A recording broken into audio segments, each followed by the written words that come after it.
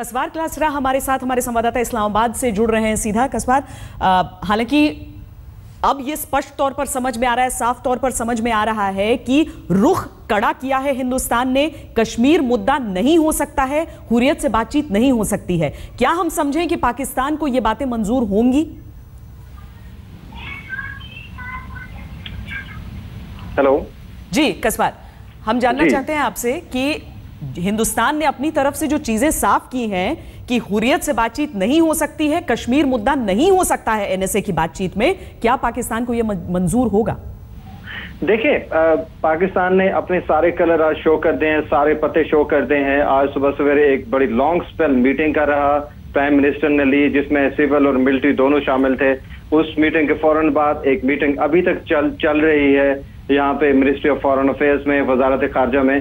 एक बयान उनका सामने आया है एक ऑफिशियल के हवाले से, और वो भी इस शर्त पे, मेरा एक सोर्स है, उन्होंने हमें बताया है कि पाकिस्तानी जो इस वक्त सिचुएशन बनी हुई है, अगर पाकिस्तानी डेलीगेशन को मुलाकात की इजाजत नहीं दी गई किसी भी सूरत में हुर्रियत लीडर के साथ, तो समझें ये टॉक्स खत्म हो गए हैं।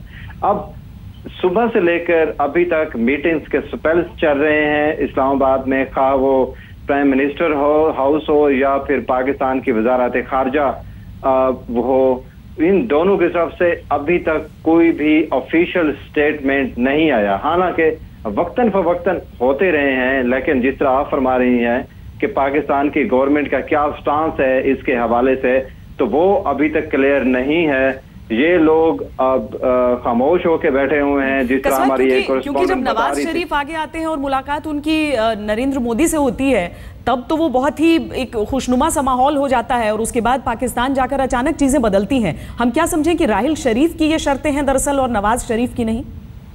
नहीं, ऐसी बात बिल्कुल नहीं है। मैं आपको एक चीज वाज़ेह तौर पे क्लियर कर दूं कि इस वक्त नवाज शरीफ और जो राहिल शरीफ हैं, they are on the same page. Pakistan को सिक्योरिटी एस्टेब्लिशमेंट जानिब से किसी किस्म का कोई प्रेशर नहीं है। ये मैं आपको इंतहाई गुड अथॉरिटी पे ये बात बता सकता हूँ। यस, जो पिछले 3 मीटिंग्स हुई 3 दिनों में, और आज एक बड़ी इंपॉर्टेंट मीटिंग थी, इसमें मेरे सोर्सेज ये कहते हैं कि फौज ने, पाकिस्तान की सिक्योरिटी फोर्सेज ने, मींस राहिल शरीफ ने उनको बता दिया है, अपने कंसर्न शो किए हैं कि आप जाएं वहां पे, बिल्कुल मीटिंग करें। उन्होंने अपनी इनपुट ये दी है क्योंकि बॉर्डर पे तो हम लोग वहां पे फेस करते हैं सिचुएशन को, और राहिल शरीफ क्योंकि पाकिस्तान की फोर्सेस के हेड हैं, तो एज ए हेड उनका ये फर्ज बनता है ये बताना कि आप वहां पे जाके पाकिस्तानी जो साइड है वो इंडिया को, जो जाहिर है एक दूसरे को ये एलिगेशन लगा रहे हैं, तो उनका सिर्फ ये कहना था कि पाकिस्तानी अगर डेलीगेशन वहां पे जाता है तो इंडिया की तरफ से मुदाखलत का जो है एक फैक्टर उसको जरूर डिस्कस किया जाए।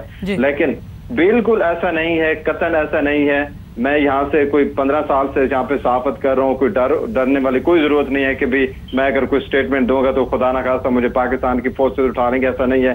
लेकिन मैं आपको गुड अथॉरिटी पे ये मैं आपको बात बता रहा हूँ, पाकिस्तान की फर्स्ट टाइम ऐसा हो रहा है, पाकिस्तान की security establishment main security forces की जानब से नवाज शरीफ की हुकूमत पे किसी किस्म का कोई प्रेशर नहीं है। हाँ, अगर किसी चीज का है तो ये नवाज शरीफ, जिस आप कह रही थी कि उफा की मीटिंग में जब ये तय हुआ था नेशनल सिक्योरिटी एडवाइजर की जो मीटिंग होगी, तो उसके अंदर कश्मीर नहीं होगा। इसमें ये बिल्कुल हमें भी यही बताया गया था जो चलिए हम भी उम्मीद करते हैं कि ऐसा ही हो, हम भी उम्मीद करते हैं कि ऐसा ही हो। कसवार, बहुत शुक्रिया इस पूरी बातचीत के लिए। जाहिर है ये हमारे संवाददाता कह रहे हैं पाकिस्तान से कि दरअसल सेना और सरकार के बीच कोई भी ऐसा नहीं है कि अलग अलग रुख है, अलग अलग राय है। ऐसे में ये समझना और भी ज्यादा मुश्किल हो जाता है कि फिर जॉइंट स्टेटमेंट आखिर अगर उफा में कुछ दिया गया तो उससे पाकिस्तान अब पलट क्यों रहा है, और पलटने पर भारत की प्रतिक्रिया अगर आ रही है तो उसे मिर्ची क्यों लग रही है।